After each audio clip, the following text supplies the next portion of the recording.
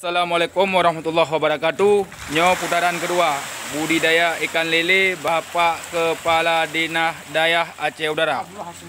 Ya, empat kalian beliau kegiatan sore hari pulang kerja. Ya, empat. Pati nakulam si peluh boh. Ya, lel hari bel, hari peluh ribenu. Ya, empat untuk beliau. Sampai gudang. Ya.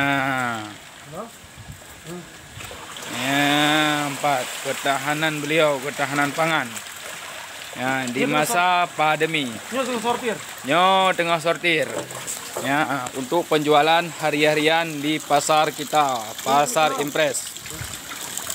Dan pecel lele Kota Luxmawe. Ya, empat tengah sortir kalian. Ya, bang. Ya, kalian ikut ya, empat. Deh peluh di benu. 3 panen beliau, saya belum 3 2 ton ni tengok. Ya.